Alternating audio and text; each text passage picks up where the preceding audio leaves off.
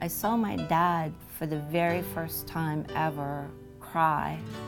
While I was in school, to the horror of a nation, we received heartbreaking news.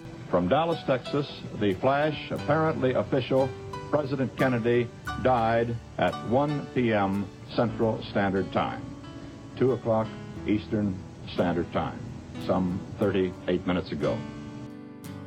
This young, charismatic leader captured the hearts of my generation. Devastation set in when our teachers made the announcement.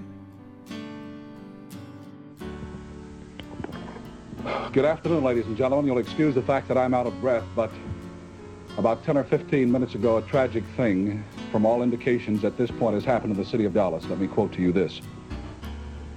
And you'll excuse me if I am out of breath. A bulletin, this is from the United Press, from Dallas. President Kennedy and Governor John Connally have been cut down by assassins' bullets in downtown Dallas. They were riding in an open automobile when the shots were fired. The president, his limp body carried in the arms of his wife, Jacqueline, has rushed to Parkland Hospital.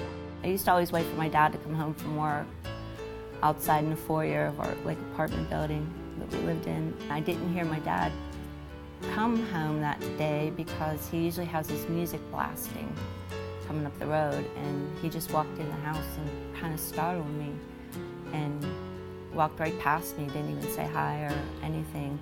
He looked really, really upset, like very sad, and I've never seen him like that before. And when I went in behind him, he was on the floor next to my mom, watching TV and holding her. I saw my dad for the very first time ever cry. I'm terribly shocked and saddened by it, and I would add angered by it. Why angered? I think it was a horrible, senseless thing, and I hope that the rest of the country feels the same way. In my 4th grade class, watching a film, there was a knock at the door. Our teacher went back and opened the door.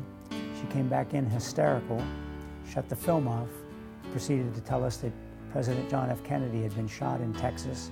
I remember my family were all destroyed by that. But there was gloom and doom all over the United States and throughout the world because the most powerful man in the most powerful country was slain in a city in the United States. How could this be? Dallas.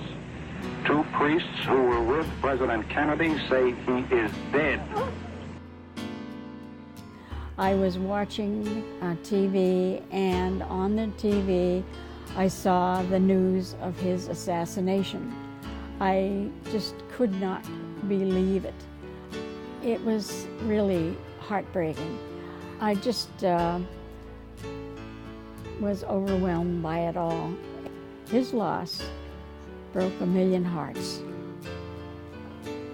Sitting at home in Highgate in London and just hearing this terrible news on the radio, and I burst into tears. Wayside, stand by. Wayside was my code name. Wayside. Lancer is dead. Lancer was the code name of JFK.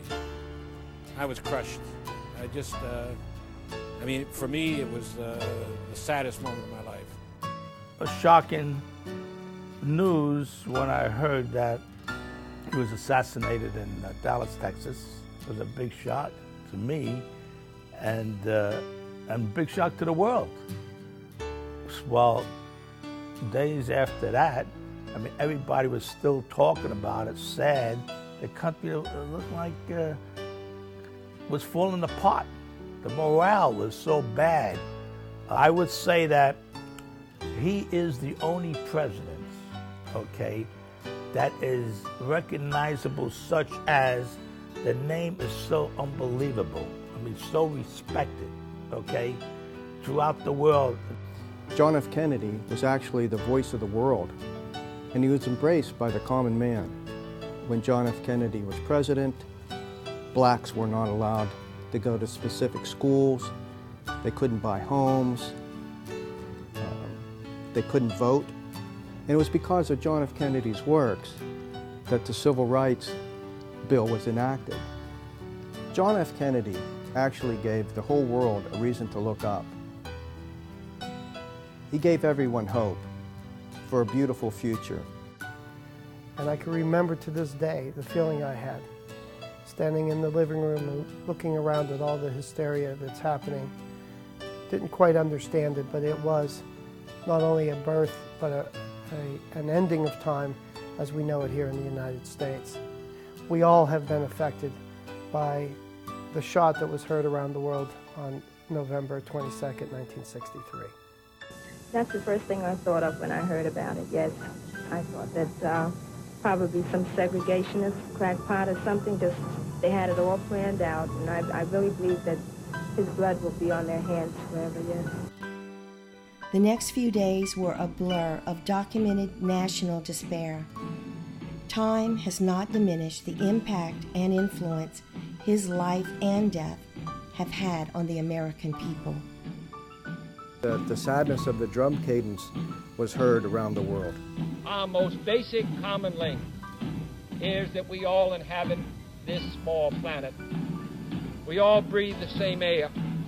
We all cherish our children's futures, and we are all mortal.